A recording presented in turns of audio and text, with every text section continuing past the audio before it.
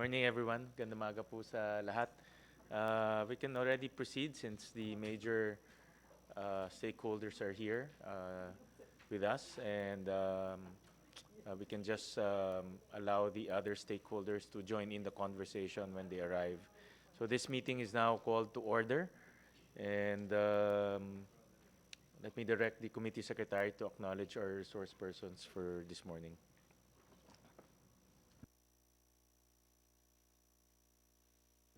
Thank you, Mr. Chair. Good morning. I would like to acknowledge our guests and resource persons for today's public hearing.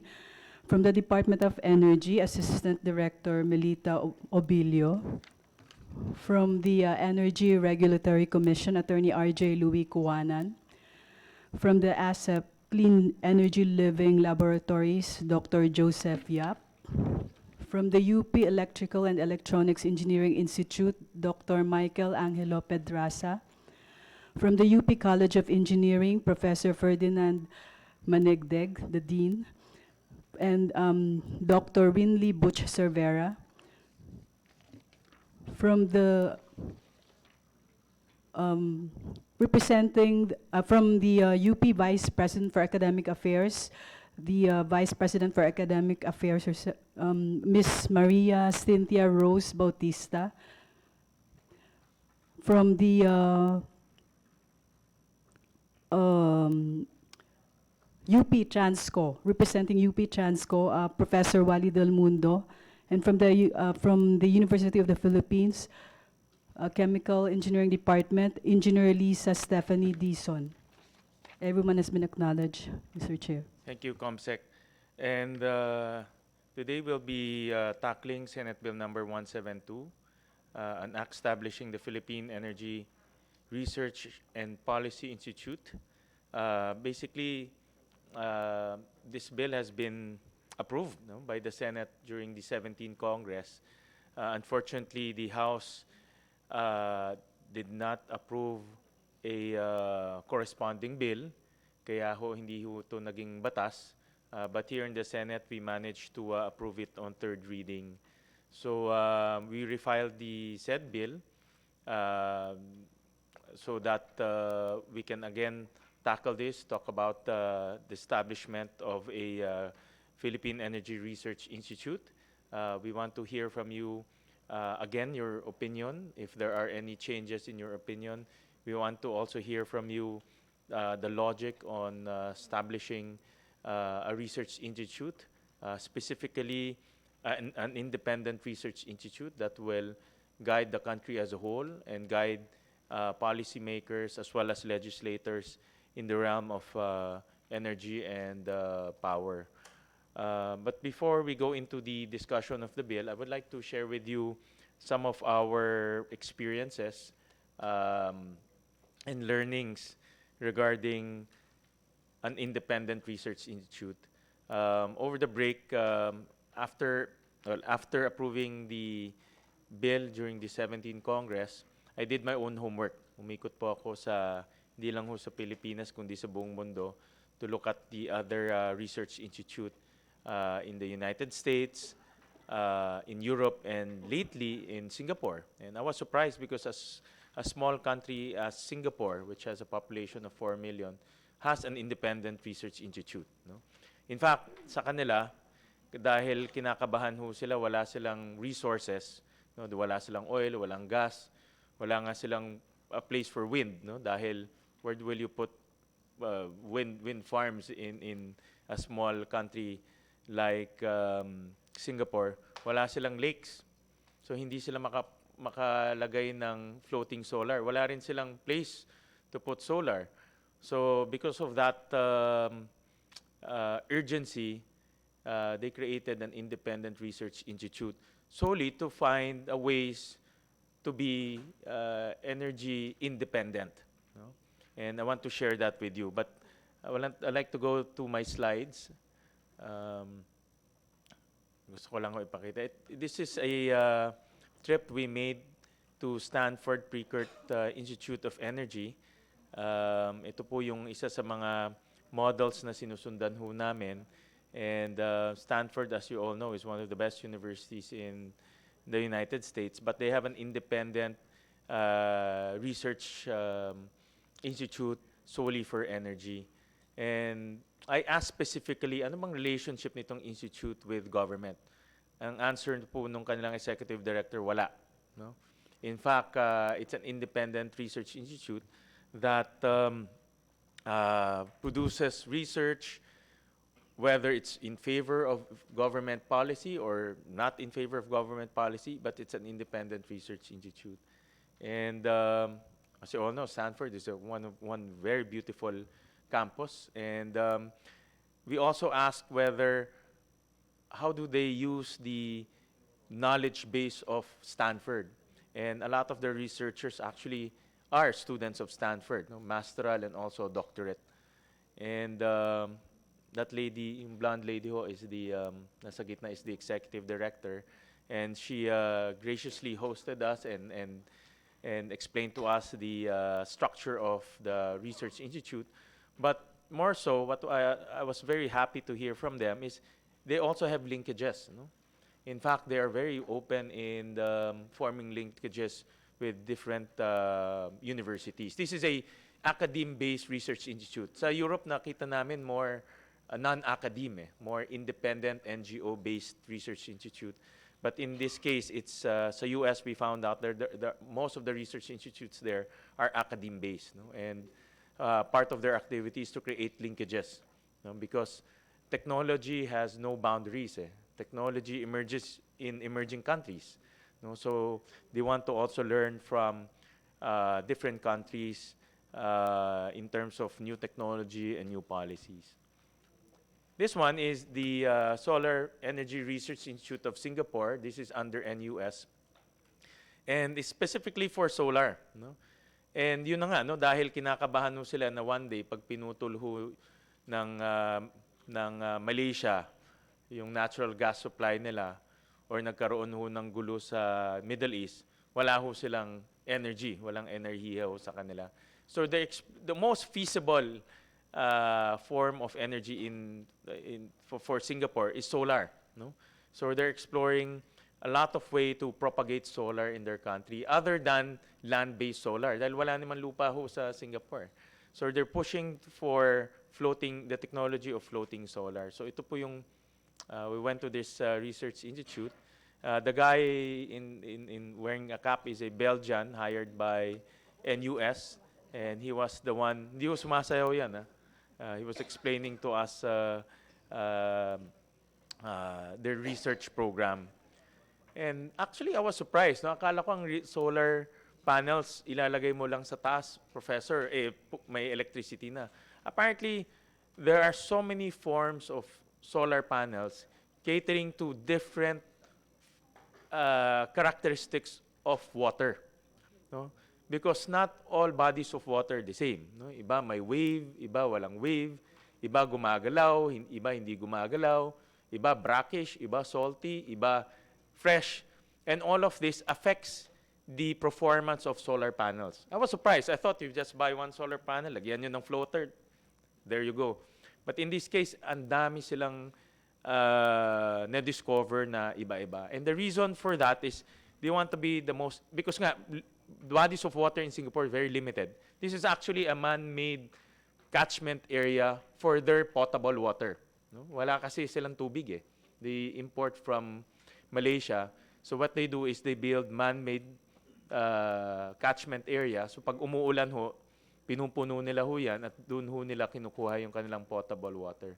But now at the same time, they want to put floating solar. No? But they also discovered nga that even this type of catchment basins also have very different characteristics. So this is an ongoing research, and they demonstrated to us the different types of solar panels catering to different characteristics of bodies of water. So the point of the matter there is they are Singapore wants to be energy independent. In fact, they are in the brink of being desperate to become energy independent. So with that, they created an independent research institute so that that desperation can be dispelled and once and for all find ways for Singapore to be energy independent. Um, there's so many. We found out in the U.S. There's most of the research institute are academe based. If you look at majority of the research institute are lodged under reputable universities, University of Chicago, University of Pennsylvania, Columbia, Cornell. They have their own, but Cornell's based engineering based yung kanilang energy research institute. So um, siguro ang tanong bakit sa US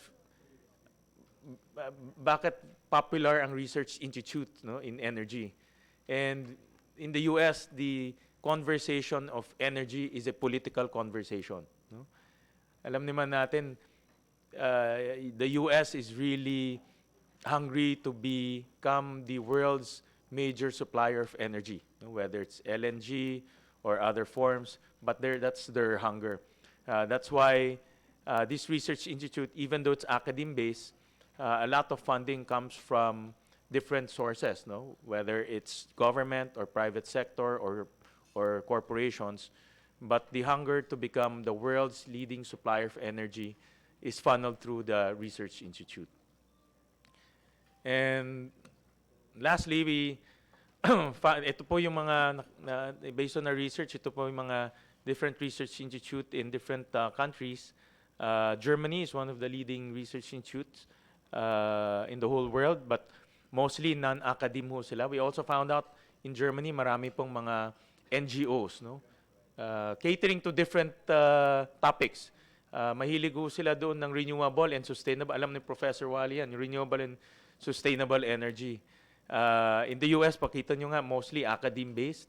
And I think the logic there is the US really drives their universities to come up with policy researches. Even developing nations such as India, they also have independent research institutes.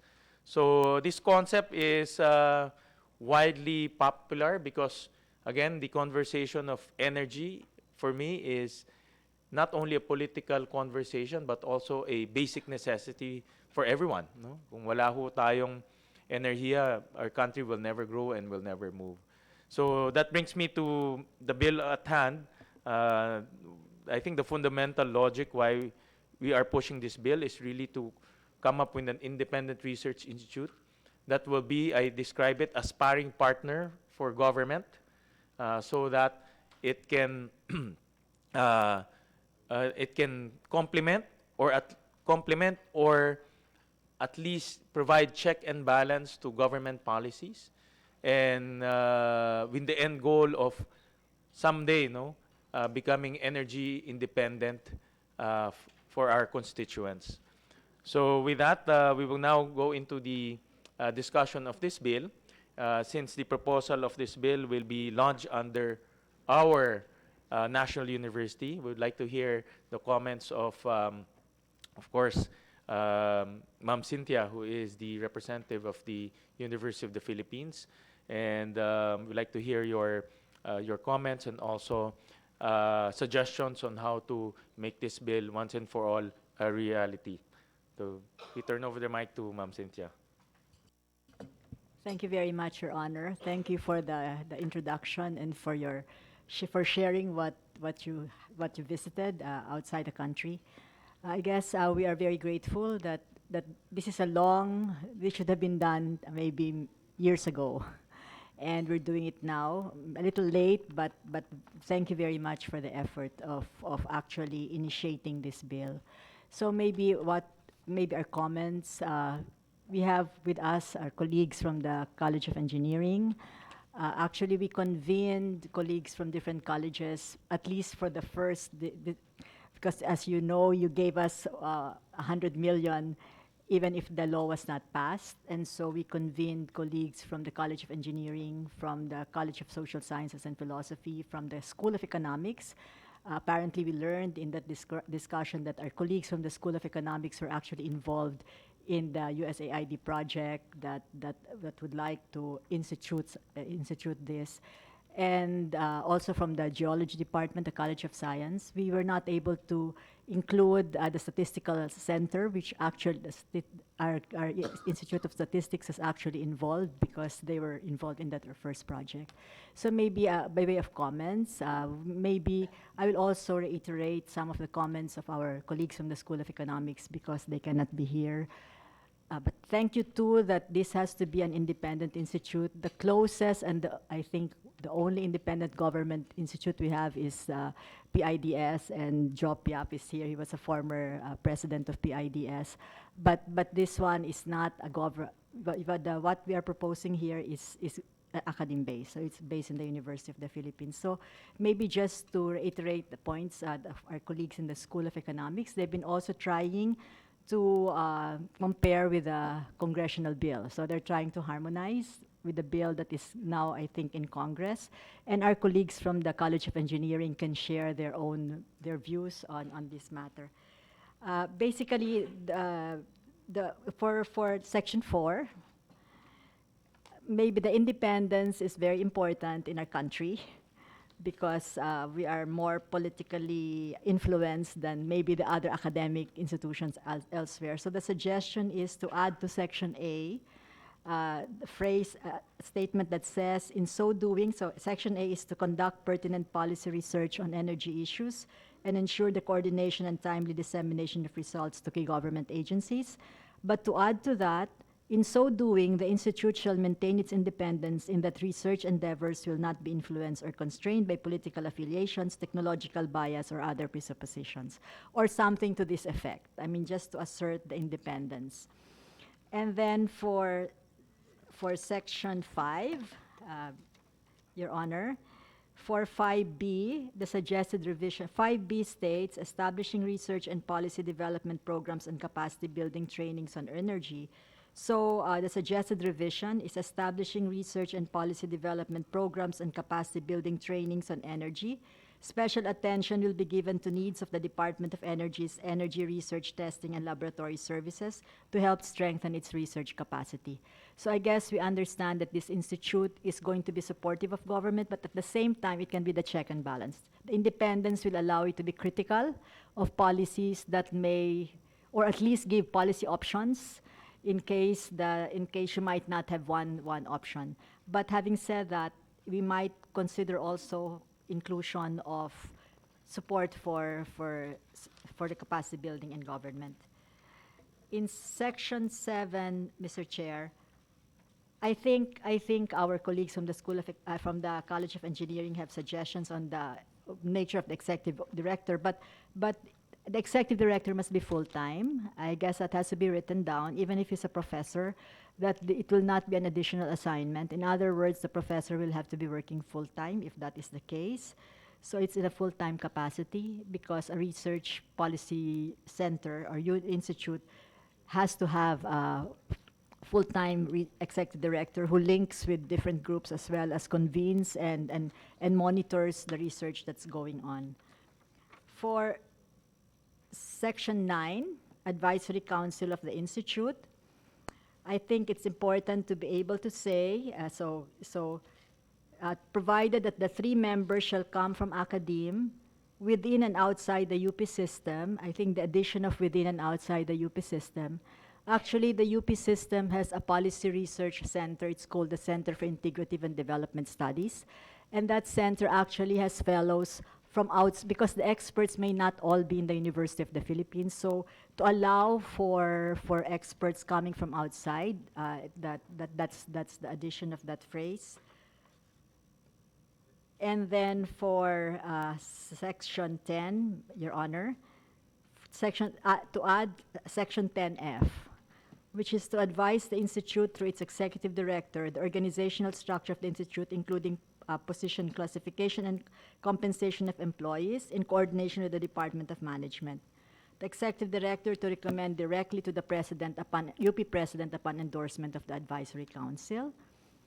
And 10H, provide advice to the institute through the executive director, the institute's overall budget. So that's the function and powers of the advisory council. And then, yes. Let me recognize the presence of Senator Nancy Binay. Morning. Morning. Good, yeah. Good morning, Senator Binay. Now, for Section 11, Mr. Chair, the pool of we can add the pool of research fellows can include experts and researchers from various universities across the country. It's the same spirit. So that while it is UP-based, like our other policy research institutes, we tapped and mobilized the expertise of people inside UP as well as outside UP. And then maybe the question of the endowment fund, because there's no endowment fund, is it, and the question of our colleagues from the School of Economics is it because the endowment fund will get its money from the 1% collection from the energy agencies? I think that's the question.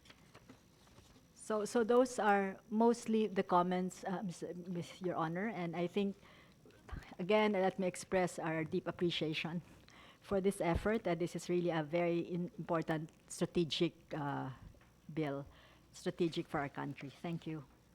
Thank you, Ma'am Cynthia, and thank you for stressing that independence. In fact, I wrote in my notes to improve the provision on independence. And let me just cite some specific example. No?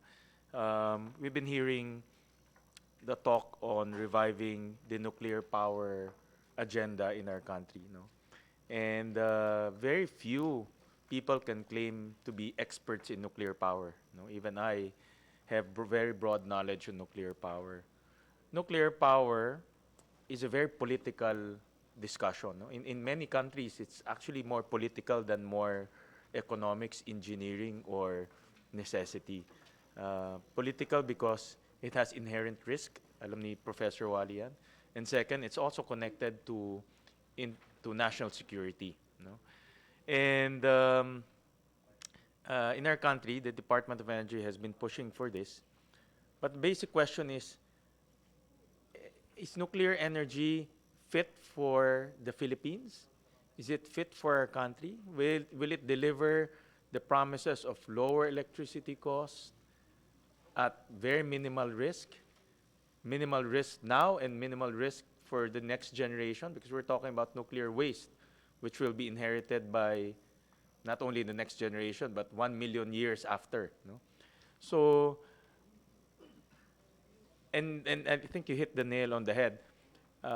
Most of our appointees are political in nature. No?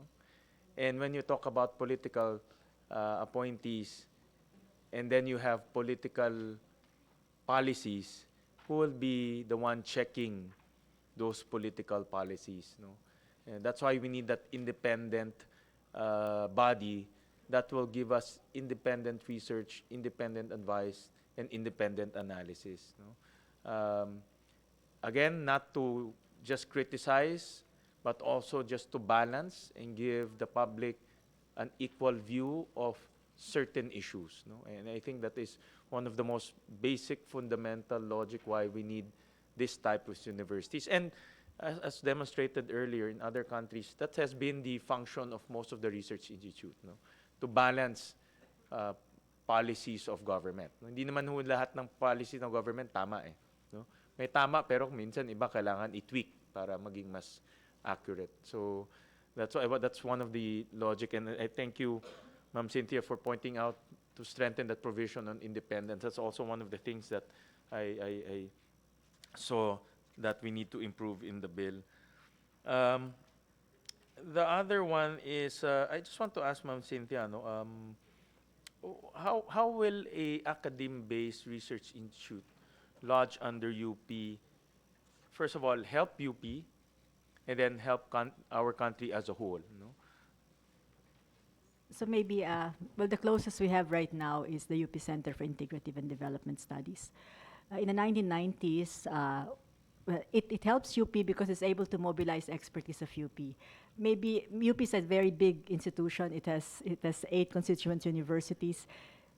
people don't necessarily talk to each other. I guess we have different turfs. For instance, okay, before I go to the UP Center for Integrative and Development Studies, data science.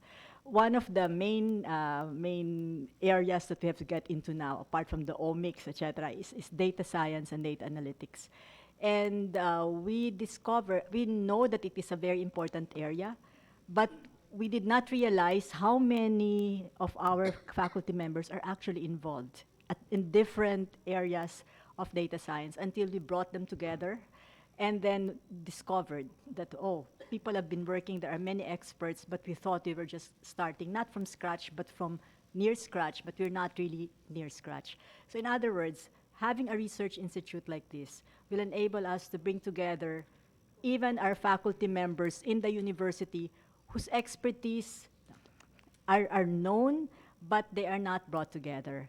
In fact, in your hearings, I heard that in your hearings last year, that I was told that the School of Economics colleagues were here, our engineering colleagues were here, and when I wondered whether they came together and then put it together and then realized no, they were just coming in from different yeah, from different interests and different research. So how will it help UP? It will enable UP to bring together, know its experts, bring together its experts to do research, know the networks of our experts. I guess our experts are not just lodged in the University of the Philippines. They have networks. There are also experts outside the university. So the closest we had was in the 1990s with the UP Center for Integrative and Development Studies, which is still there. It's a policy research center. It's a center that had different experts for different kinds of programs, all sorts of programs from archaeologic studies, because we had maritime issues at that time.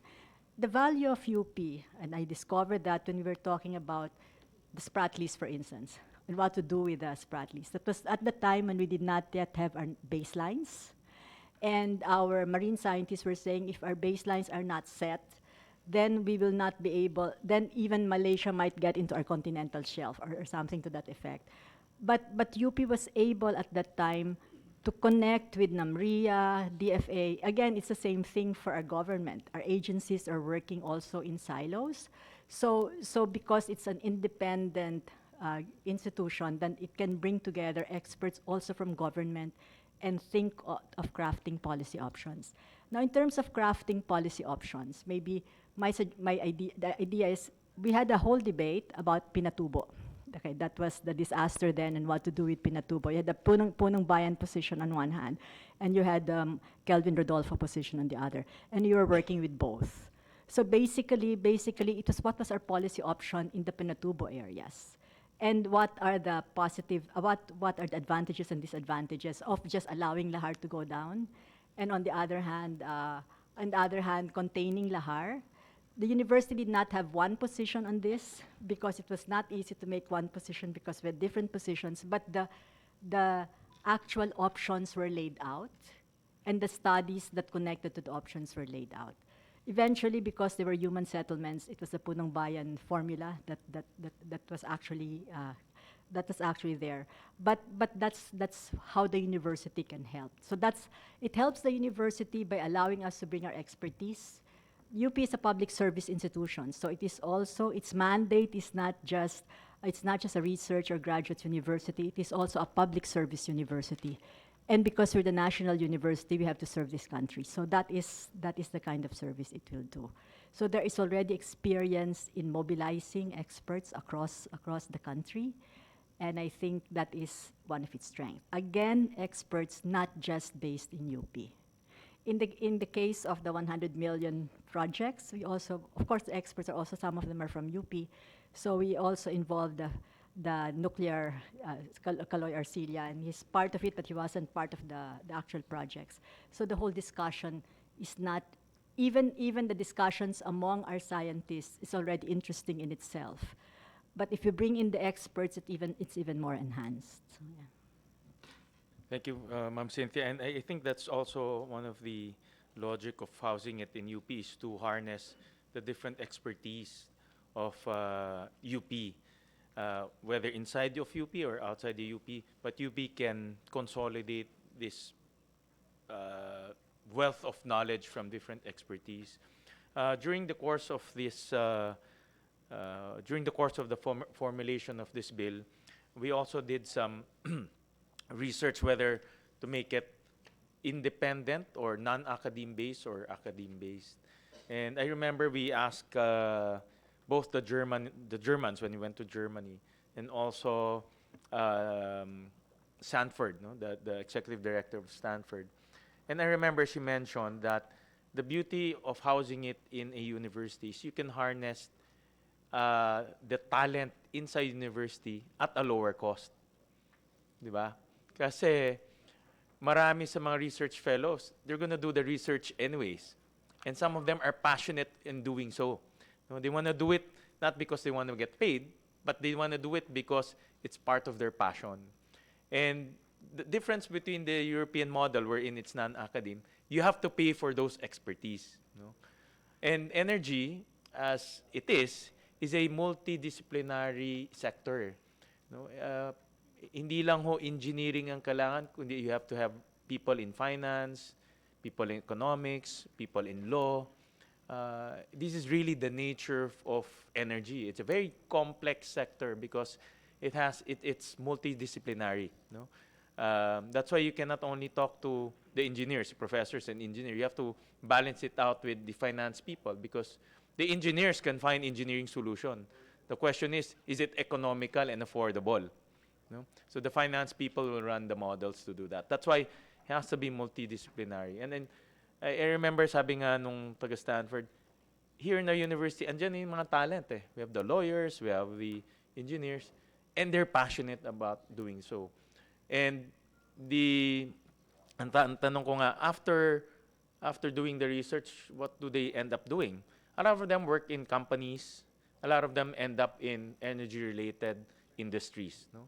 So there's continuity that feeds into a macro scale, no? Which is the energy sector. And I think that's also one of the, I think, talent lacking in our country. Those who are knowledgeable in the field of energy. No? I think we can listen to the Department of Energy because lahat kami ho, nung nagbi-build ho kami ng team in our committee, ang hirap po maghanap ng may knowledge on energy. No? Because it's a very specialized field. Eh, no? And I think the side benefit of the institute is to create more talent that will feed into the energy sector, no? The larger energy sector. I have a few more questions to Ma'am Cynthia, but I'll go back later on. I'd like to hear from Department of Energy, their comments, and also any suggestion regarding the proposed measure. Actually, sir, good morning, sir. Good morning, Mr. Chair and Senator Binay. Actually, we have submitted our position paper in 2017. And based on what was given to me, we are more of the idea to strengthen the staff of the Department of Energy rather than creating another institute, an energy institute, because of the budgetary constraints and the functions described in the bill is already the DOE is already doing. So, and we will just submit a new position paper after we have consolidated the comments of the different bureaus. That's all, sir. Thank you. Ms. Melita, yes. Siguro, Assistant Director, magkano ang budget nyo ngayon, your office?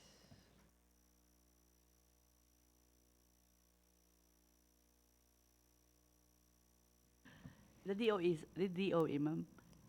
Yung specifically dun sa Energy Policy and Planning Bureau. Mga 10 million po. PS na yan and MOOE. The whole bureau, ma'am. We have 3 divisions and the budget of which is 10 million. For, MOOE lang ho to? Or PS and MOOE na?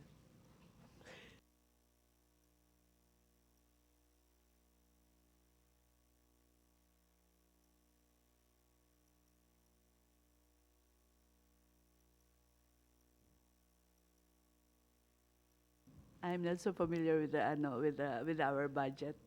I'm very sorry. Hindi ma'am, kasi nabanggit nyo, di ba, parang your position is to strengthen the DOE because of budgetary constraint. Kaya nga, tinatanong ko your budget, because, I mean, that you said na you'd rather strengthen the bureau than create an institute. Yeah, Maybe you can just submit to the committee. yes, Miss Senator. That's a good point, no, Senator Binay, dahil actually, to be honest about it, Ma'am Melita, I was chairing the hearing on the budget of the Department of Energy, and we want to support the Department of Energy. In fact, we added almost 30% more in the budget of the ERC, because my view is, in a deregulated regime, we have to have a strong regulator, okay, because it's deregulated. You have to have a referee that regulates the player. But in terms of the policymaker,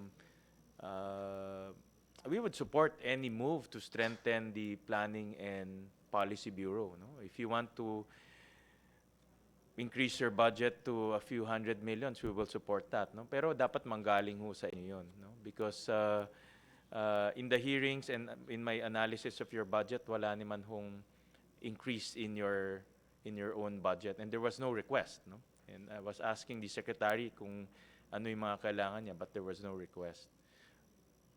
Actually, Senator, we are proposing an increase in the budget, but then when we present it to the DBM, sometimes they do not approve of our proposal.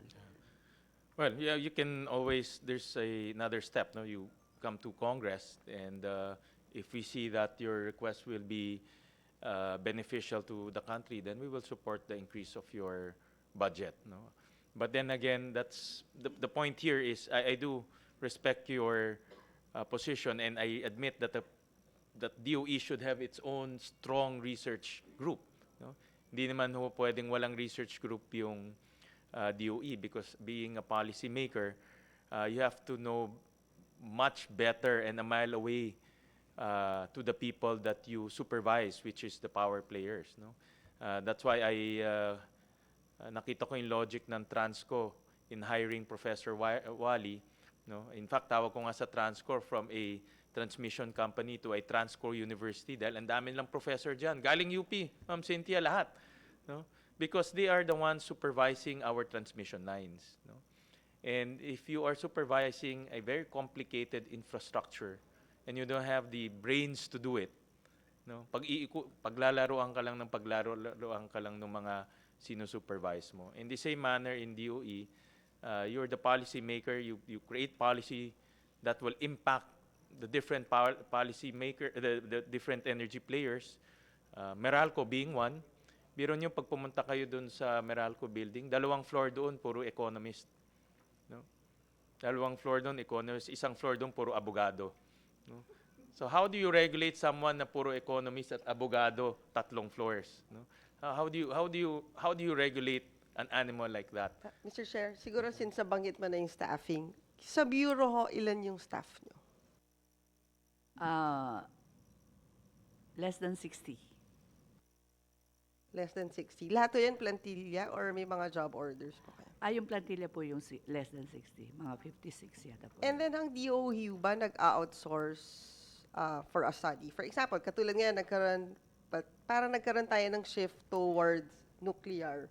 And I assume na kumbaga mahabang research at discussions yung naganap para maging ganun ngayon yung policy direction ng DOE. And with a 10 million budget, parang hindi ko alam kung gaano tayo makakalabas ng ganung comprehensive study to come up with a policy.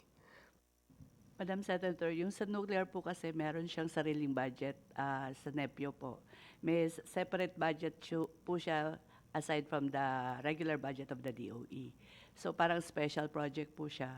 At doon kinukuha yung para sa training, para sa coordination with the international institutions, sa researchers namin. So hindi po siya kasama dun sa 10 million budget ng ng DOE. 10 billion. Yes, si Professor. Good morning po. I just add to Director Melot information.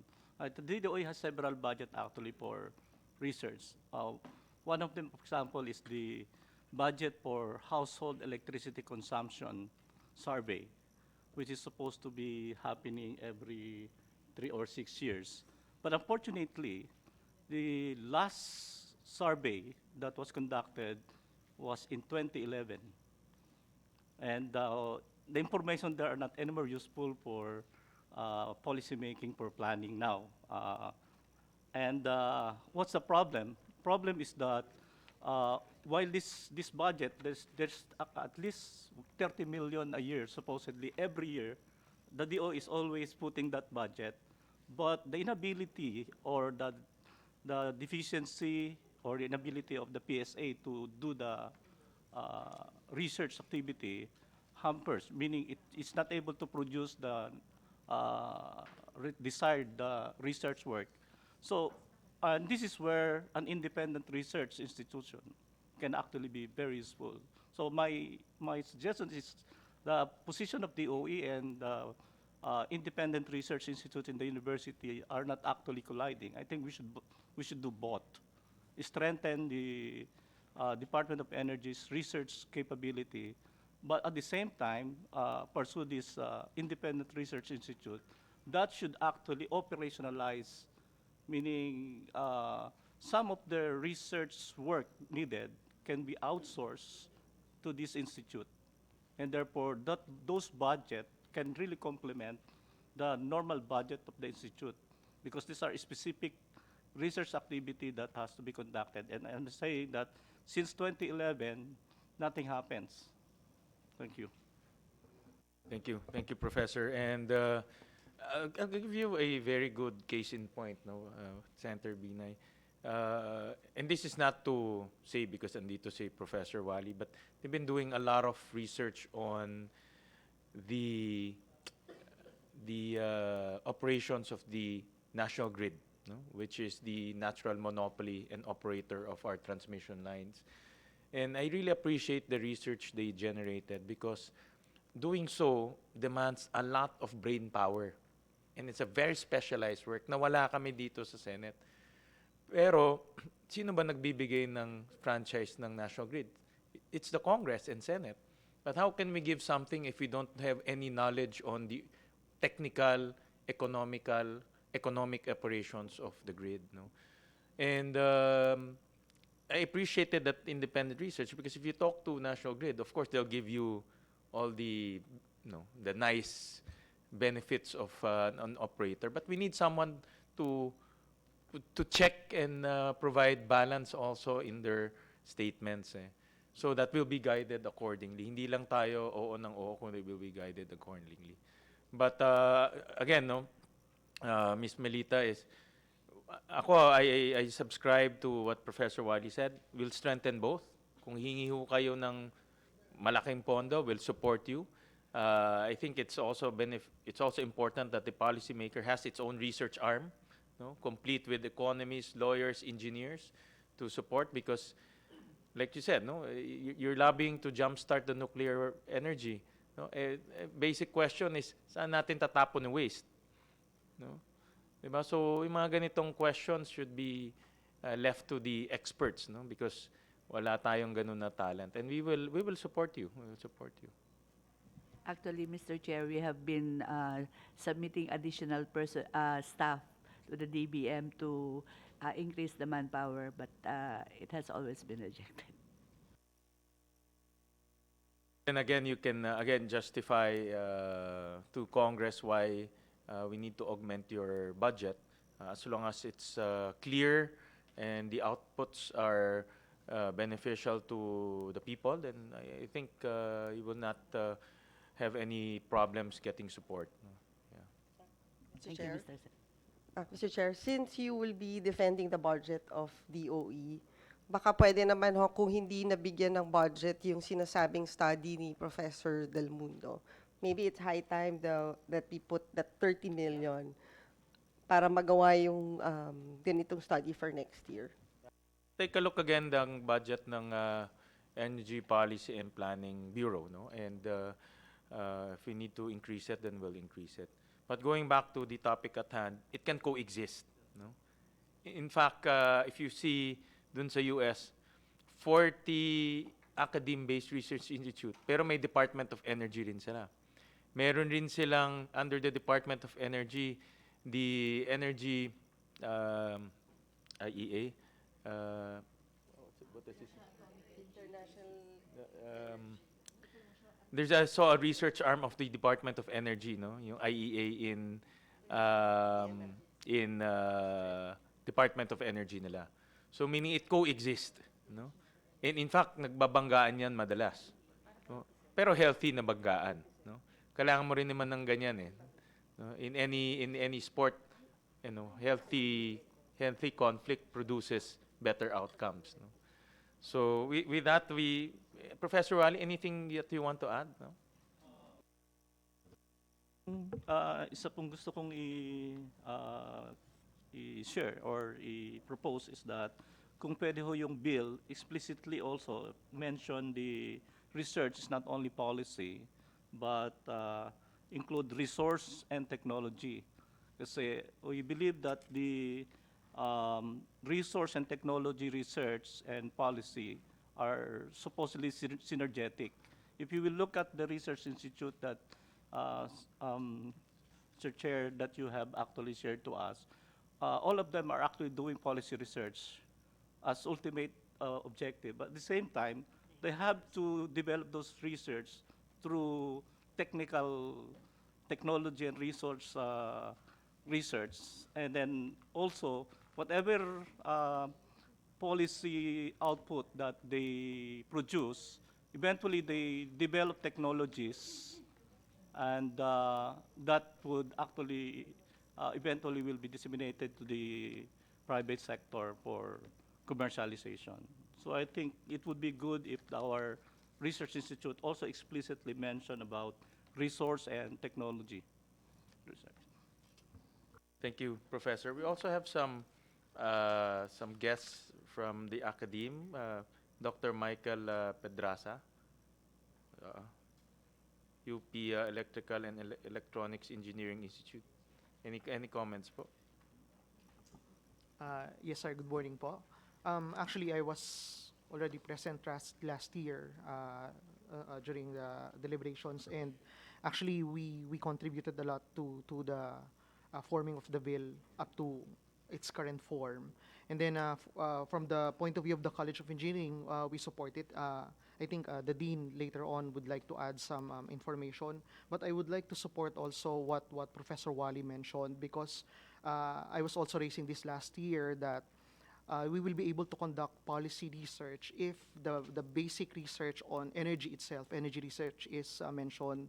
And I already mentioned that last year that we put the energy research as one of the objectives, although it showed up as one of the functions. It's the first function, but we prefer that it should be also on the objectives of the institute. Thank you, sir. And we're joined by the Dean of the UP College of Engineering, Professor Menegdeg. Sir. Good morning, Your Honors. I have two suggestions. If we really would like it to be independent, we are requesting an endowment of at least 1 billion pesos so we can use the interest for those items that are listed in the Act. And second, if we can have some sort of an exemption or maybe a separate rule on research equipment, because it hampers our operation. The research equipment are really either manufactured by only one manufacturer, and mostly they are coming from abroad. And they have been problem qualifying on the requirement of RA 9184. Thank you, Your Honor. Thank you. Thank you, Dean. We're also joined by Dr. Rinley Cervera. Any comment? Good morning, everyone. Thank you very much, Honorable Kachalian. And uh, I'm Rilibut Cervera. I am the Energy Engineering Program Coordinator of the College of Engineering. So if I may just speak on behalf of the College of Engineering on the other recommendation that we would like to be considered in the proposed bill. Uh, In section 9, page 4, lines 22 to 27, with regards to the advisory council of the institute, um, he would like that instead of naming it as an advisory council, we proposed that it could be an executive board of the institute. The rationale or the reason behind this is looking at the functions and powers of the advisory councils. It seems that most of the strategic planning, decision making are within the advisory council, and with lack of better words, it seems that it's not an advisory council anymore, but already on the decision making. So we would propose that it would be renamed as Executive Board of the Institute. In addition to that, the original proposed written in the section 9, the institute will be composed of 6 representatives. So he would like that in the for us, for decision-making purposes, we propose it should be an odd number. So instead, we can have 7 representatives. And in addition, the additional 1 representative to the executive board will be the addition of the executive director itself, sitting as a voting ex officio chair of the executive board. And the presence of the executive director in that executive board will provide direct insights about the institute. Additional pa din? Yun lang ba? Okay, I think that's all that additional changes that you would like for the bill. Thank you. Next will be Engineer Lisa Dizon, Assistant Researcher, Chemical Engineering Department, UPLB. Good morning, Your Honors po. Um, with regards to my comment po, I agree with the professors here.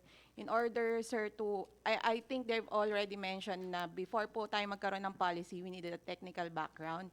And then, to do the technical background, sir, we are bound by the procurement law as said by Professor from the... Yes, sir.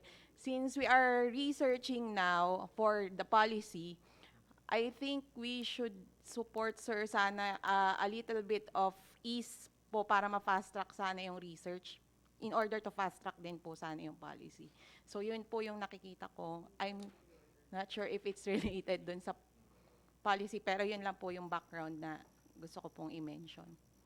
Thank you For po. example, UPLB, we've been engaging them on biofuels. Yes, sir. No? Yes po. Kasi si Professor Rex, Representative po ako ni Sir Rex. si Professor Rex is quite active in the biofuel sphere. Yes, sir. In fact, he has a very good research on sweet sorghum, Yes po. no, on how to develop sweet sorghum in our country. In fact, Yes, we Your Honor. visited sa US, sa Wichita, to see their sweet sorghum plantation doon. Talagang very advanced na yung sweet sorghum doon. I just don't know kung pwede dito sa atin yun. No? That's why we need research. Yes, sir. No? True. Ma'am Cynthia. Mr. Chair, my apologies. We actually worked with UP Los Baños, and then we opened this up to the different UPCUs. And there's a lot of interest. UP Visayas, they actually have an energy thing. So it's going to be bigger than a regional group that we put together.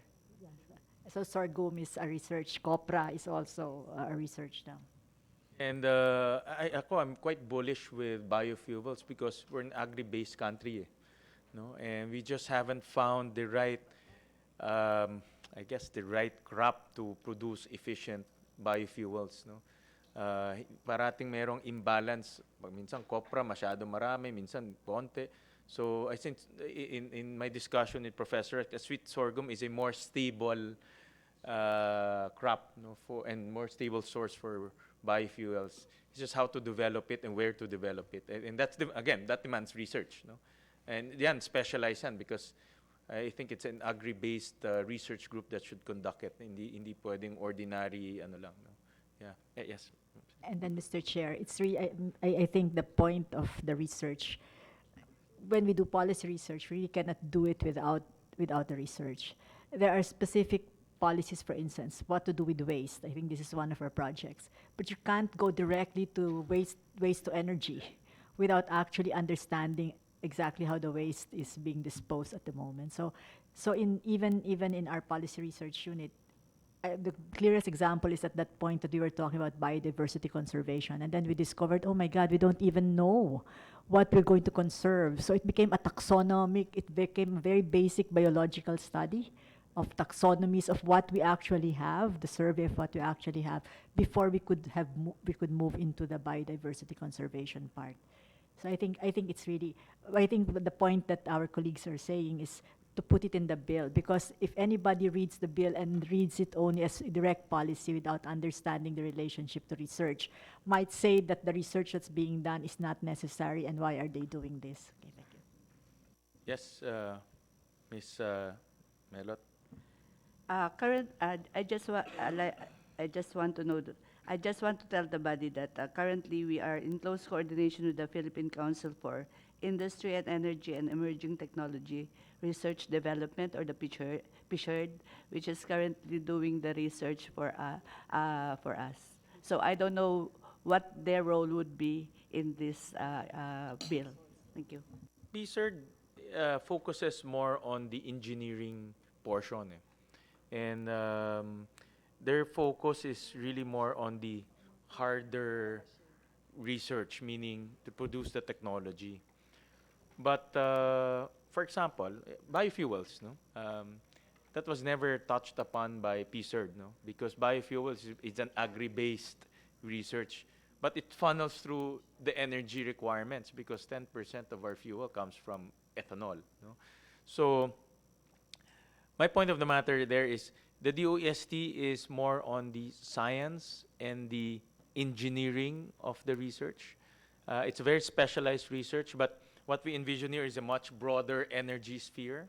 So meron kang biofuels, then you can talk about LNG, then you talk about markets, then you talk about consumer consumer behavior in terms of energy consumption. So it's a much broader research group. No? But with regards to technology research, I think they should be consulted, or they should have a part in this, ins- or in the bill. They should be mentioned or something. What their role should be, if there is.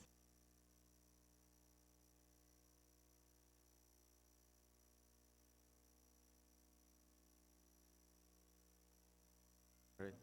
Thank you. Thank you. Um, we also have a guest from ASEP, no? Mr. Joseph Yap. Uh, ASEP is a European-funded research program, but it's a very topic-specific research program. So, Mr. Yap, can you share anything, share with us your thoughts on this? Good morning, Senator Gatchalian. Good morning, Senator Binay. Uh, Mr. Giovanni Ceritelli of European Union encouraged me to meet with you, and I propose that when PERPI is established, that we will try to contribute to the research agenda of PERPI based on the work that we're doing. We are a group of several partners: Manila Observatory, ICLEI, Xavier University, USC. So each one has their own research, and we want to use the outputs to try to help establish the agenda of PERPI. If you would allow me just to comment about the independence, based on my experience with the Philippine Institute for Development Studies. I echo the point made by Professor Manigdeg about the endowment fund. So to the link funding of the institute from the government appropriations. However, you should also consider how to operationalize independence in terms of the appointment of the president or head of the PERPI. PIDS has done this through its charter. It's not a political process when we select a president. So that's the main avenue in which we remain independent, how selecting the president and the members of the board. They are not. It's not a political process. Lastly, I just want to make comment about putting up a research institute within DOE. I would try to discourage that because what happens, based on my experience, we try to help NEDA, we try to help DTI. The staff will not, it would be difficult to isolate the staff from the day-to-day activities of the department, especially when there's firefighting involved and also in the context that there's a lot of long-term research with regard to energy issues. So you have to have a mechanism to isolate the staff from the day-to-day activities, and the best way is to make it outside the department. Thank you, Mr. Senator. Um, that's true, no? That's why in some other countries they come up with a different body for under the Department of Energy, a different body, a whole new different body to do research lang, so that it's isolated from the day-to-day grind of the department, because the department all takes care of the administrative portion. So that the research will continue no matter what the administrative situation is. That should be isolated. No? I think that we should we should urge Department of Energy to look at that model. Just to go back, Ma'am Cynthia, earlier, now I just remembered talking about biofuels. During the biofuels law, and there's this whole talk about biofuels, and gusto natin maging leader in Asia. So ang ginawa natin, nagtanim tayo ng Jetropa. I don't know if you remember that, no? That's 2 billion pesos plus 10 years ago. So plus inflation, mataas na yan ngayon. Walang single biofuels lumabas doon sa Jetropa na yun, no? Because we found that Jetropa, una wasn't fit for the Philippines. Second, it's very hard to produce biofuels. But if we conducted the research prior to investing the 2 billion pesos, kung sinabi natin na sweet sorghum na lang or nipa or some other crop, then we could have saved the 2 billion pesos. No? I mean, just to put it, just to relate it to this research, sometimes we spend before we think. No? I think we should think before we spend, no? In this case. So this is actually the thinking portion. No? The next is ERC. Yes, good morning, Mr. Chair. Good morning, everyone. Okay. We would like to express our support to the objectives of this proposed legislative measure, which actually seeks to bridge the research and policy gap in the energy sector by establishing the Philippine Energy Research Institute, which at the same time serves as the check and balance mechanism of the government on the energy policies of the country of the country. Now, while we do understand that the establishment of the said institute requires sufficient funding and support from the government, we are of the belief also that this necessity has to be balanced with the right of the energy consumers to a least cost of electricity.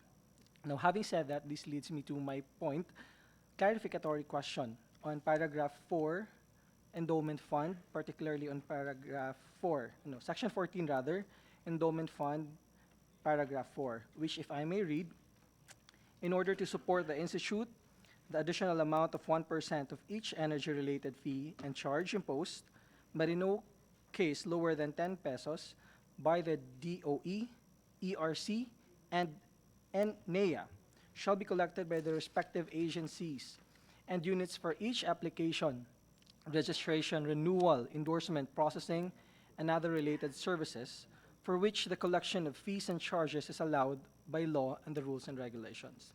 I just would like to manifest for the record, Mr. Chair, that these fees and charges that the ERC imposed, eventually these are passed on to the consumers.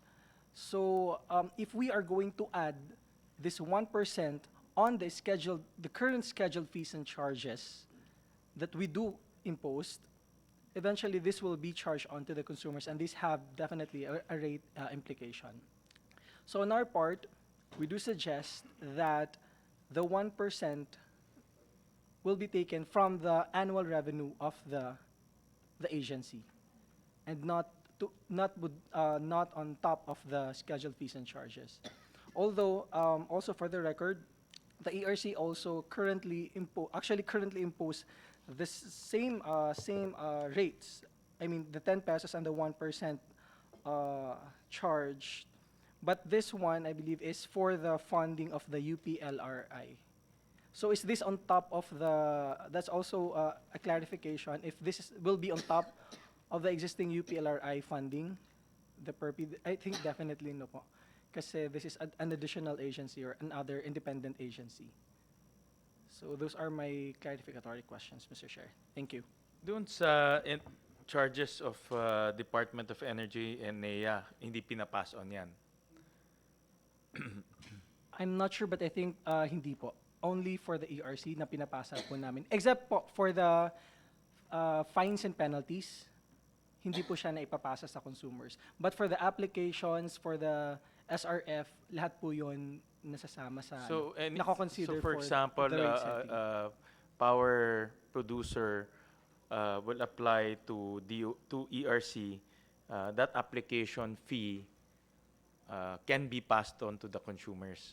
Yes, Mr. So Chair. in effect, by adding 1 peso or not lower than 10 peso, 1% and not lower than 10 peso, in effect that will be passed on.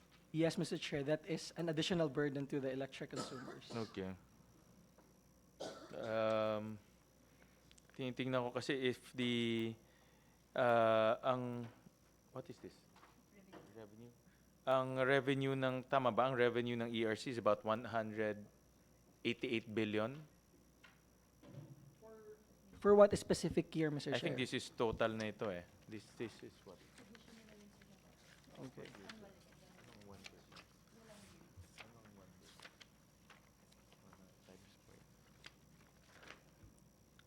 For, based on our submission, before the House of Representatives, actually, Mr. Chair, the total of revenue that we collected since this one, the data that I have is from 2015 down to 2018.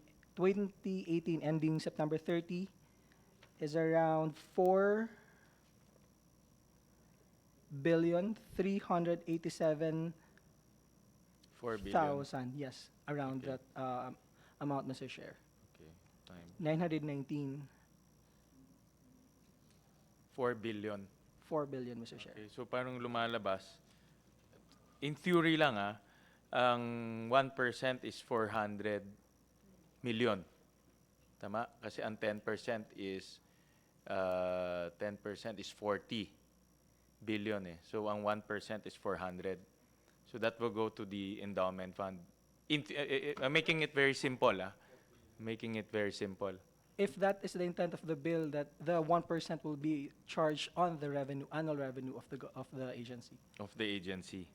Okay. No, that will be on top eh. An additional amount of 1%.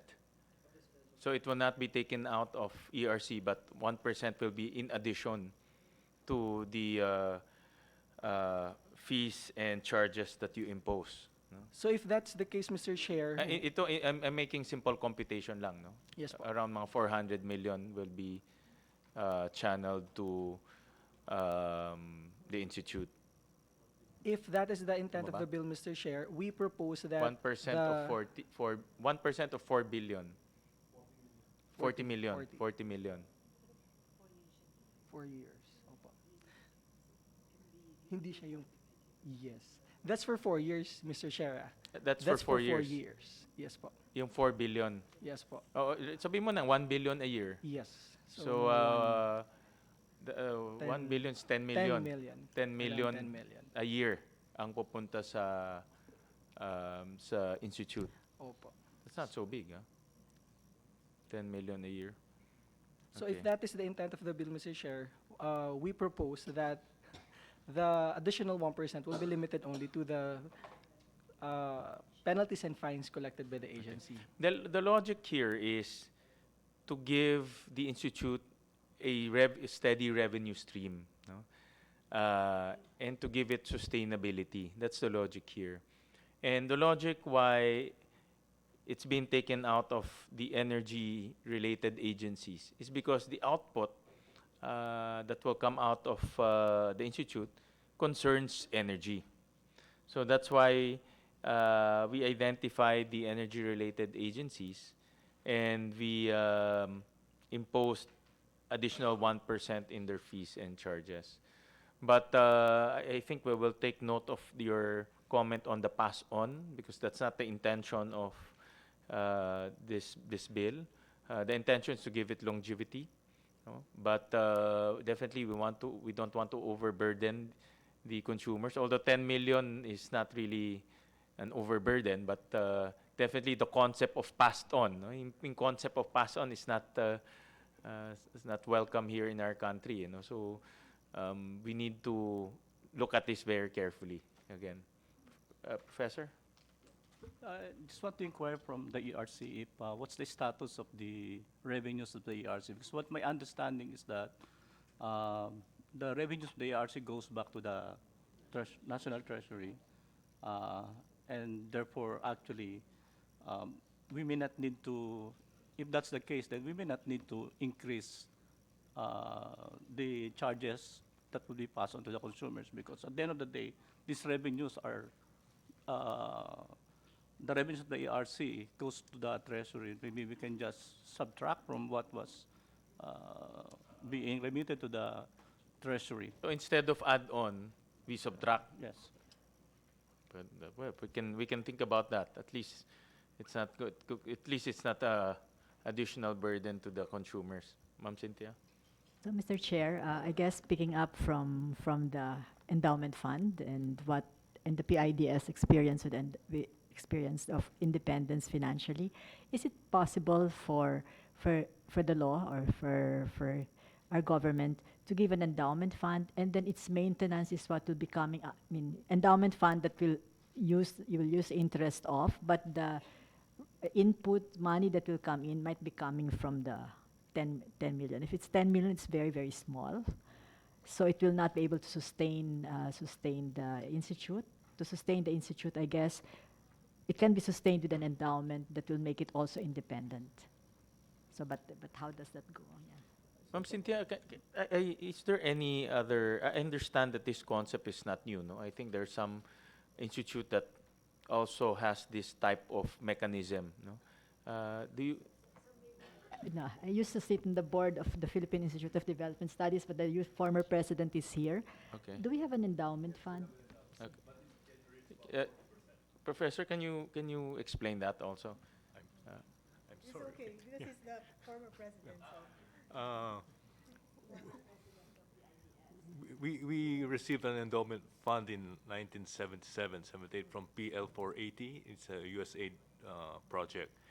I can't remember the exact amount. I think around 400 million pesos, but it generates only about 40% of our revenue of the funds that we need, and it's largely because of the dwindling interest rates, and we were constrained to only invest in government securities. But we do have an endowment fund, but not enough. Yeah. So 1 billion sounds about right. Yeah. But is there any other than the endowment fund? No? Because the endowment is a fund, and then you take the interest. No? But this is actually I call this as lack of a better term, a portion of the fees and charges, no, for sustainability. Is there any other institute that has the same mechanism, Ma'am Cynthia? Maybe the question for the Department of Energy is whether it still has the 40% from the service contracts that are actually going to research. Whether that is still there. Yeah, okay. Yeah. Okay. Our Assistant Vice President for Academic Affairs, who is also a geologist. Yes, sir.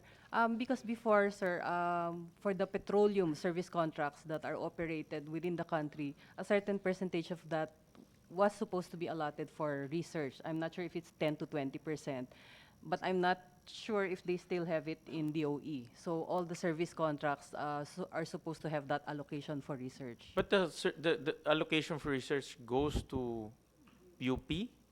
No, sir. Only if there's a request to tap into that allocation. So it just goes to a fund, Mhm. and DOE decides where to Yes, sir. reallocate the funds for Yes, sir. research. Yes, sir. Okay. Ano pa ba yun, Miss Melita? Ano pa ba yun? We will have to review the contract kasi parang binago nila yung kontrata recently. We'll just have to review kung nandun pa po yung ano. Yung mga bagong kontrata kasi ni-review, ay yung mga luma, ni-review nila ng mga legal namin. Tapos may ni-revise daw sila. Tignan pa na lang namin kung nandun pa yung... But that concept existed before. Yeah. It still exists or existed before, but there's a concept like that. And I think Pero ang alam ko, sir, parang may obligation yung may-ari ng service contract na magbigay ng development fund sa DOE upon request din ng DOE. So, hindi siya kasama doon sa pagbabayad na parang wala siyang specific amount kung kailangan lang hindi ko alam kung may ceiling talaga, kung may ceiling siya na maximum amount na kailangang i-remit nung service contractor. Pero hindi siya pumapasok agad sa treasuries or sa DOE unless na i-request siya ng DOE. But they're mandated to give it if there's a request. Yes, ma'am. So Yes, there's sir. in other words, I'm looking for a precedent wherein there's a mechanism that you can lodge in the fees and charges that will go to research. I think there Seems is like there is a provision, precedent like, already. There is a provision in the contract na merong ganun, may ganung statement. Paki-check na lang ho, Ms. Melita, because I want to establish that precedent eh. So meaning even in the past, ito service contracts, so oil and gas to, no?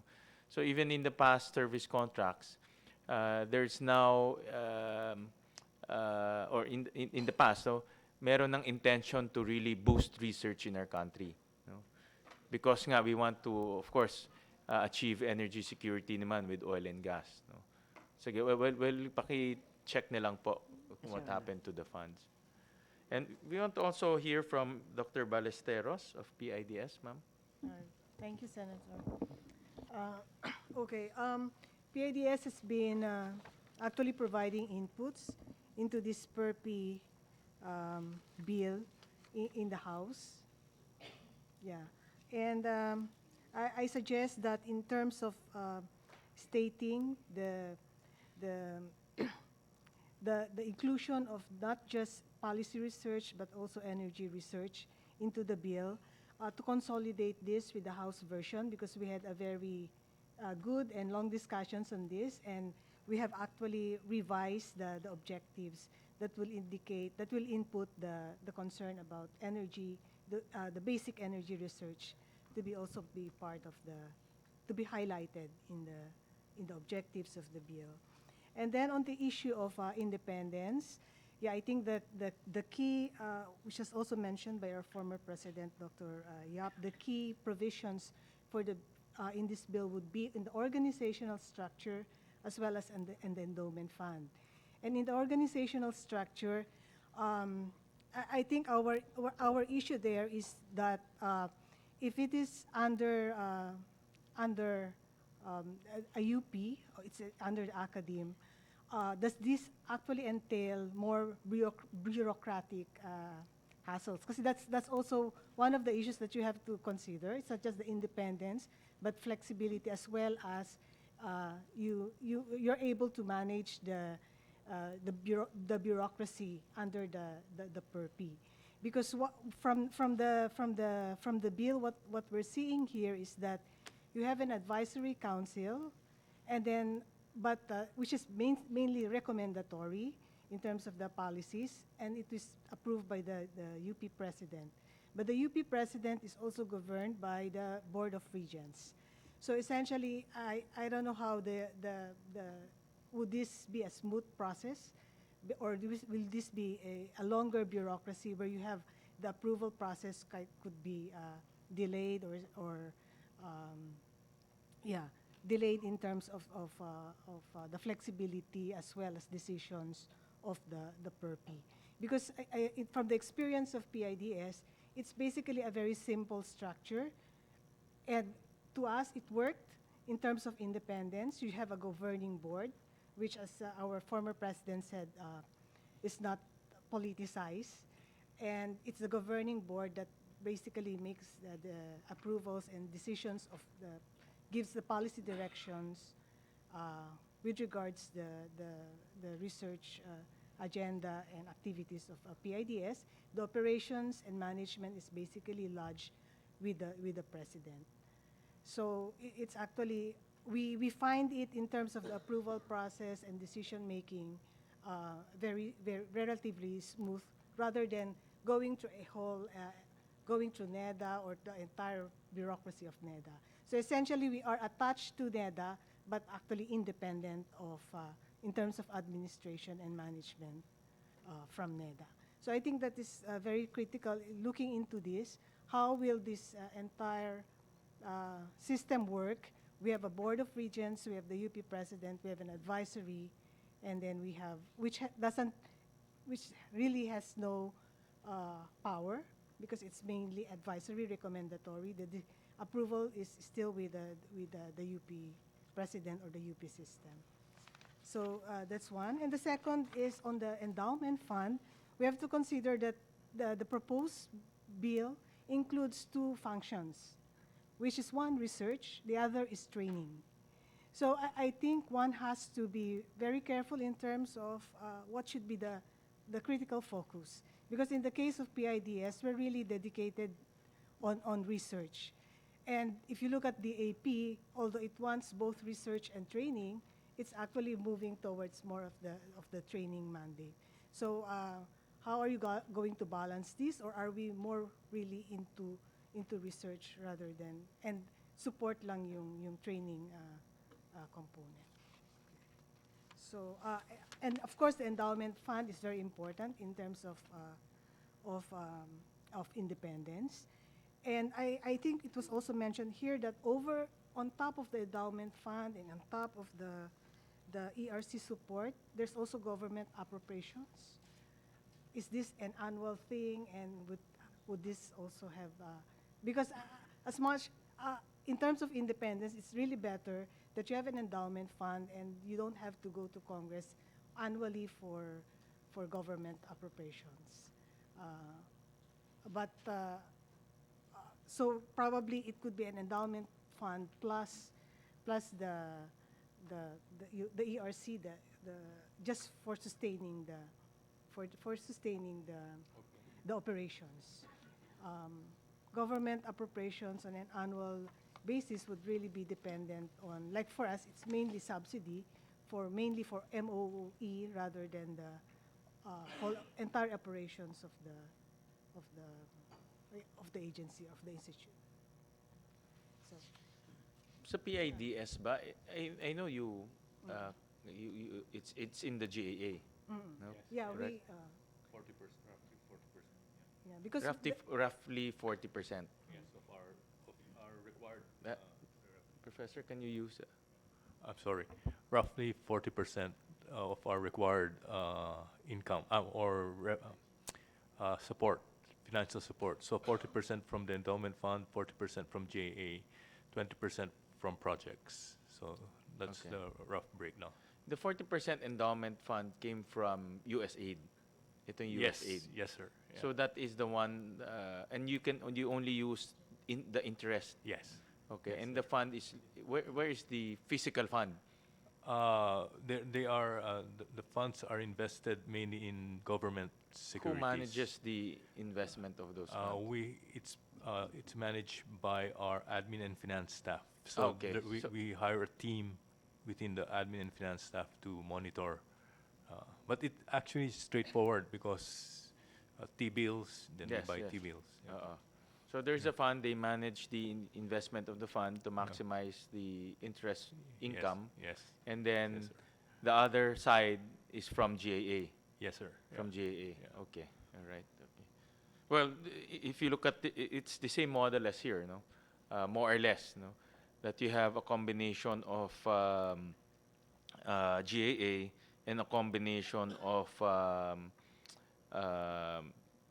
from fees and charges. No, that is the model. The fees and charges is supposed to give it continuous revenue stream, from fees and charges. Yeah, but we have to take note of what ERC mentioned.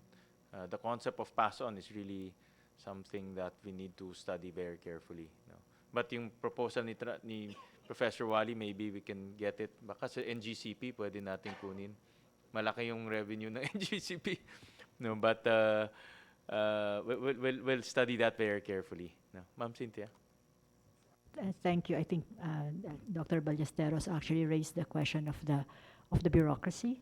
I guess that's something that has to be worked out, the organization and the bureaucracy, and how that will go. I guess that can be discussed.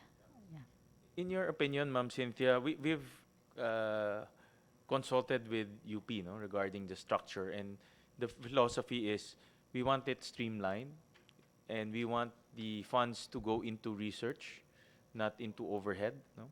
And we want communication lines to be much faster, no? And I think this is a very large improvement from the initial proposal, of which there are layers, no? This one is just actually one advisory council and then the president already, no?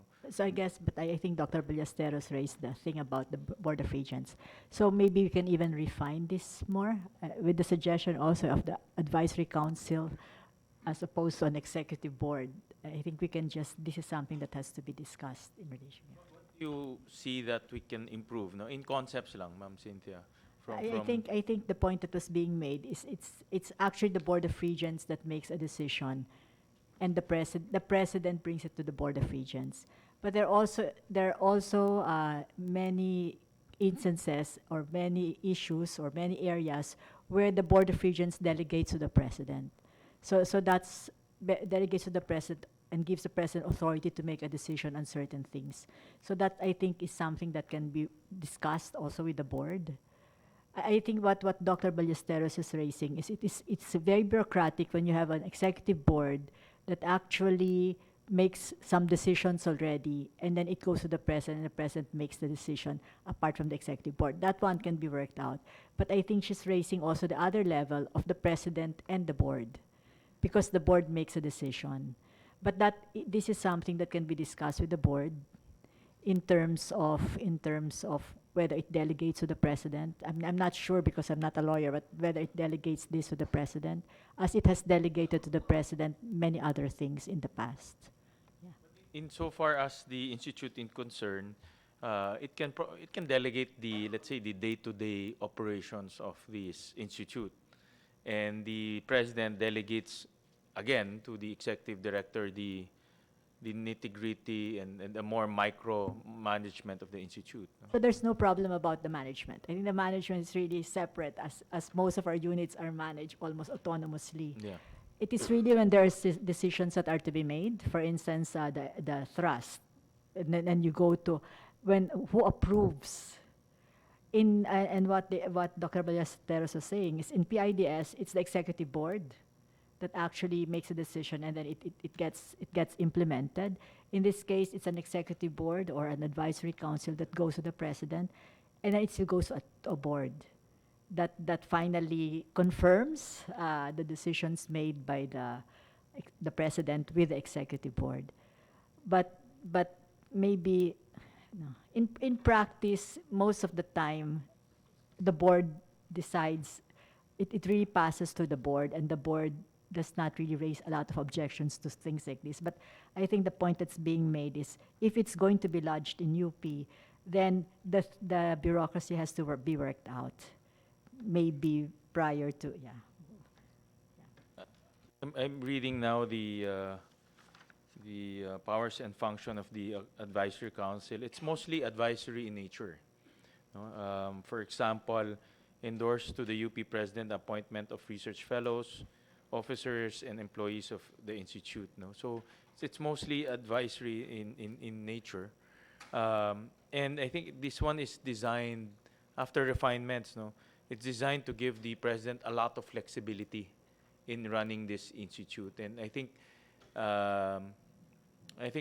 during the exploratory talks with the University with UP, the logic for giving the president a lot of flexibility is to tap talent outside of UP, no, as to supposed to confining it to the UP system. I think that was the logic of this flexibility. No?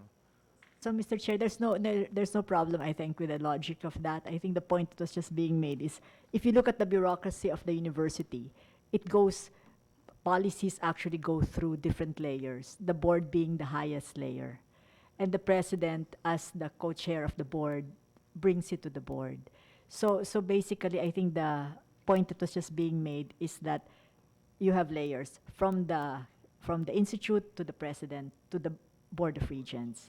So Board to the president, hindi na natin male-legislate dito. Hindi, That's an hindi nga, internal. that's an internal discussion. So it's a matter of discussing that and working out the bureaucracy. So you legislate it here, but it's also clear in UP how it just to address the point that's being made about the bureaucracy. As a matter of structure, Ma'am Cynthia, are you satisfied with the structure being proposed in the bill? Is it possible for us to feed back to you? I mean, Okay. we can just talk about it again, Okay, and then okay. feed back to you. Sige. And in terms of the administration and overhead, no, my view is we want to also streamline it. No, I think the common pitfall of institute is a large part of the fund goes to administration and the overhead, na wala nang natitira dun sa research itself. No, how do we assure that the institute will have reasonable amounts going to administration and overhead, so that we maximize, or majority of the funds go to the main bulk, you know, which is the research proper. You know, what's your view on that? So I guess the administration the overhead is really mainly the few people. It's really PS, diba? The people who will be there. We don't really have items right now, so it is really going to be job orders. Now, I think what you would want, or contractual staff, but what you would want, maybe I'm not prepared to say that now, but maybe we can, again, this is something with feedback to you in terms of how to streamline so that we are able to tap also into the units that we have and use the money for research. What we propose is we tap into the existing infrastructure of UP, the existing table of organization of UP, so that the few funds that we raise will be funneled to the research proper itself. No? And that's also one reason why we gave a lot of flexibility to the president, so the president can distribute resources efficiently for the institute. No? That's the logic also why we streamlined and gave a lot of authority to the president. But give us feedback on that. No? The two main concerns will be, number one, is the structure sufficient? Taking into consideration efficiency and streamlined table of organization. And number two, how do we assure that the funds will not be eaten up by overhead and administration? Because that's a common pitfall actually of many organizations. No? In fact, we supported one research organization in Pondo, pumunta ho sa mostly overhead. No? Wala nang natira sa research. So we have to be wary of that situation. And we have also our last resource person is from DOF, no? Ms. Charmaine. Thank you, Your Honor. For the DOF, The DOF supports the objective of the bill to enhance and address the gap of the country's energy research and policy development. However, we would like to inform the body and Your Honor that the tax exemption provision invoked under Section 15 of the bill has already been repealed by the train law. This is insofar as the VAT exemption and VAT zero rating is concerned. With this, we recommend and or suggest that for the institute to invoke the TEF or the tax expenditure fund route instead of the outright tax exemption. Thank you. Just to clarify, the tax exemption under the UP Charter, natanggal, di naman lahat, no? Yung VAT exemption lang. Yes, Your Honor. But yung mga, what are the remaining fiscal incentives there? Donations. Donations, taxes pwede and pa yun. donations. Okay. Yes, Your Honor. But they can also route it through the TF if you wish. Donation is walang tax yan, it's tax-free, Opo. correct? Under the UP Charter. Opo. Yes, But Your Honor. everything that they purchase now, may VAT na. Yes, Your Honor. Okay. Okay. But if they want exemption, they go through the TEF route, no? Yes, Your Okay. Honor. All right. And any comment, Ma'am Cynthia? I think you're quite familiar with that, no? Na in Train 1, medyo the rationalize, no, all of the tax incentives of all, no, state and national university. Um, so I think that's in line with the rationalization of DOF.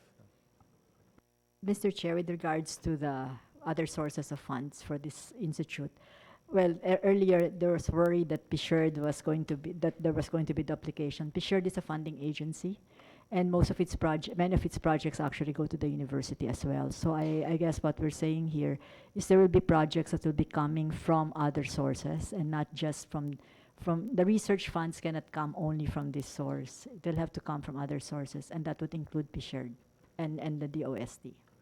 I agree. And with my conversation with the NUS, National University of Singapore, even Stanford, even EU, no, the United European Union, they all have their own research and linkages activity, no, that they want to create linkages with various universities, various research institutions, as well as funnel and fund different researches. Like for example, biofuels. No? Obviously, in Singapore, they cannot plant, no? But they still want to conduct research on biofuels because they import biofuels. These are the things that we can harness, and these are the things that we can maximize in terms of linkages.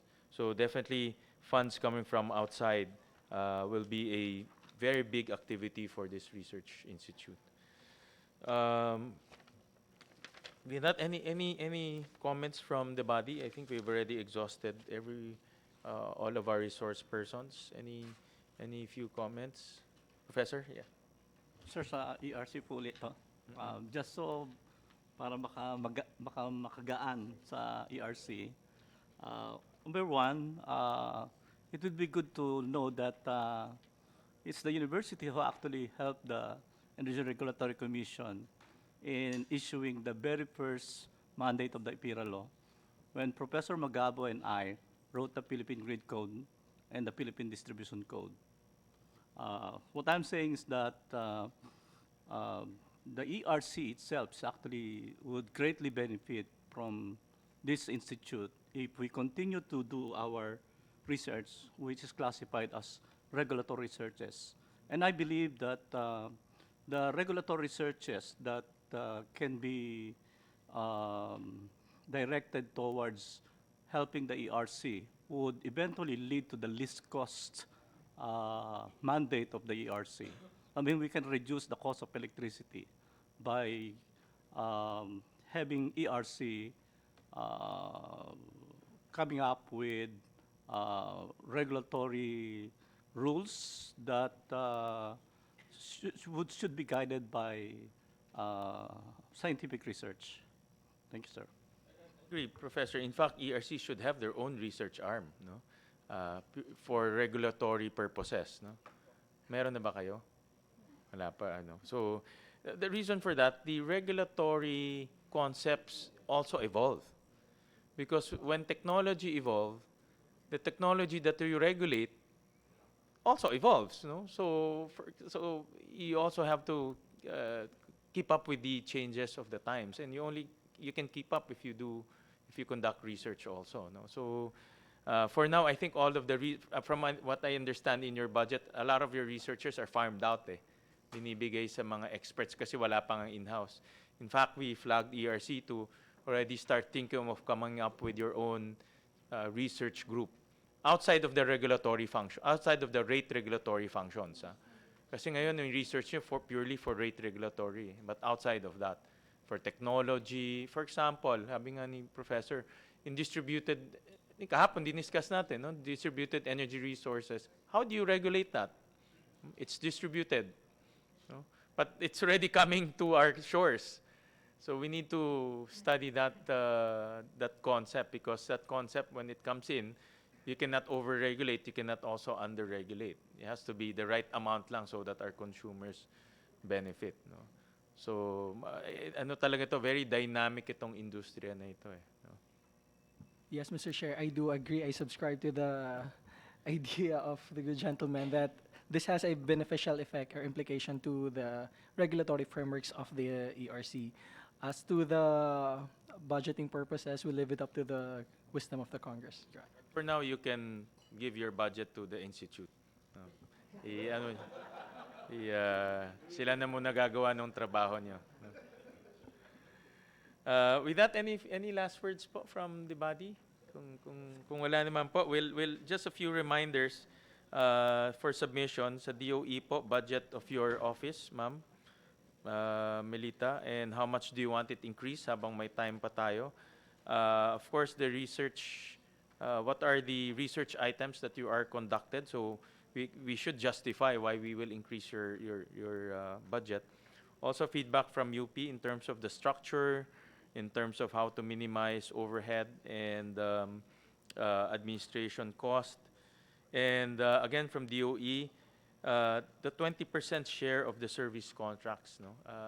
Tama kayo, I remember this. There's a 20% share of service contracts to be given to DOE, but a portion of that will be utilized for research. Just give us an update kung ano nangyari doon. No? But as a matter of concept, even in the old service contracts, research is given some importance. No? That's why pinasok dun sa service contracts, a portion that will go to research, no? For future energy security purposes. So with that, again, thank you very much for your time, and thank you very much for your opinion. Please submit to us your position paper on or before November 30. After that, we will enter into a technical working group and then sponsor that in the plenary. Kausap ko po ang lower house. They're also going to do the same. This is part of our 10 bills. Professor Wally, 10 bills ina-approve namin ni Congressman Velasco at dito sa Senate. No? Hopefully, last time we approved 5 bills. That's the most bills that the Committee on Energy has approved in the last 3 or 4 Congresses. No? So, ang target namin ni Cong Velasco is 10 bills. No? Hopefully, no, with your support. So, thank you very much for your time. The meeting is adjourned.